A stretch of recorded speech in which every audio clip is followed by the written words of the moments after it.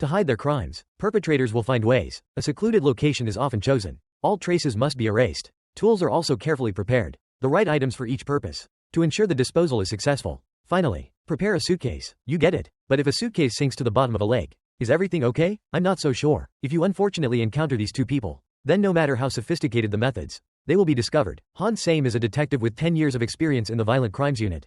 And Yi Na is a genius criminal profiler with a high IQ.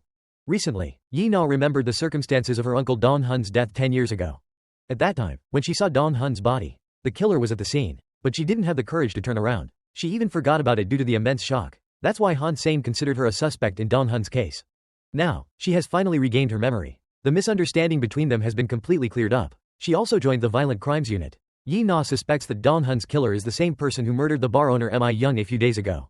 When these two murders occurred, she received a puzzle piece each time, and these puzzle pieces fit together perfectly. But why are the puzzle pieces being sent to Yi Na? I'm not quite sure either. Besides, if the puzzle pieces weren't sent to me, I wouldn't know this was a serial case. Yi Na began to analyze the similarities between the two cases. Dong Hun died at his home. He was attacked from behind with a sharp object. Mi Young died in her car. She was strangled with a rope. This indicates the criminal has very strong attack capabilities. And the criminal also has a strong anti-surveillance awareness. No traces were left at the scene. But from the criminal's actions, it's not hard to see he harbored a deep resentment towards Dong Hun and Mi Young. Hearing this, Han Same decided to investigate Mi Young's relationships. They visited Mi Young's father and relatives. After inquiries, they learned Mi Young had a boyfriend. That boyfriend had a fierce look and a hot temper. Then, Han Same showed the boyfriend's photo to Mi Young's employee. This person said that the boyfriend used to visit Mi Young often. Before Mi Young died, he had a conflict with her. It seems this boyfriend is highly suspicious. Therefore, Han Same immediately asked team leader Yang to look up this person's information. Born in 1975, named Kai Mok, lives at 127 Hanam-dong, Yongsan District, Seoul. The entire Violent Crimes Unit was mobilized, but Kai Mok was not home. His wife said he hadn't returned since last night. Han Same and his colleagues could only check the surveillance cameras near Kai Mok's house.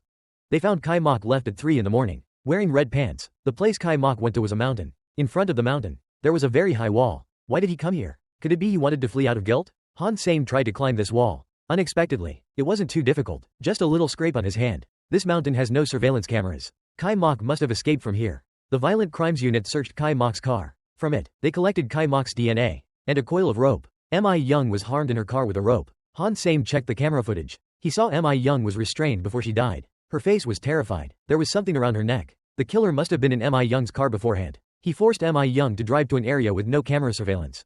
Then he attacked her. Now there's also rope in Kai Mok's car. So he must be the killer. The Violent Crimes Unit quickly activated the system. Before long, they found Kai Mok had checked into a lakeside hotel. But when they arrived, Kai Mok had already left. Han Same saw bloodstains in Kai Mok's bathroom. He suddenly had a bad feeling. Sure enough, after calling the forensics team, they quickly found many bloodstains in the bathroom. Such a large amount of blood indicated an extremely brutal act had occurred.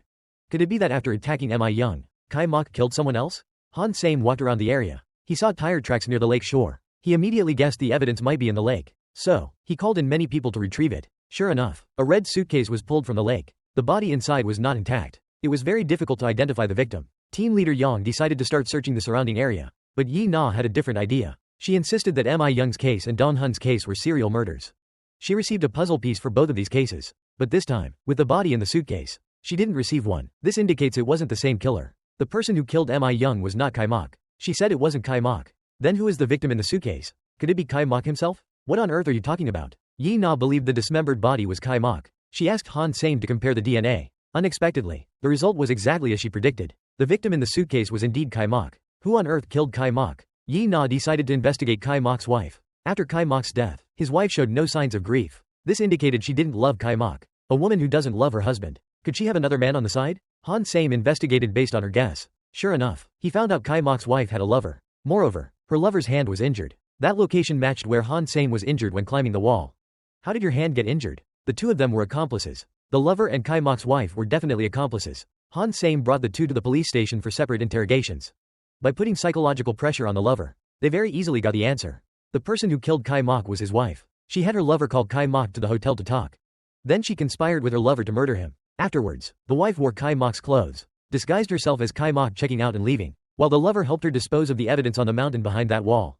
This is also why the lover's hand was injured. After solving this case, Yi Na went to see her psychologist for a long talk. Actually, she wasn't very interested in Kai Mok's case. The person she really wanted to catch was the one who killed Dong Hun and Mi Young.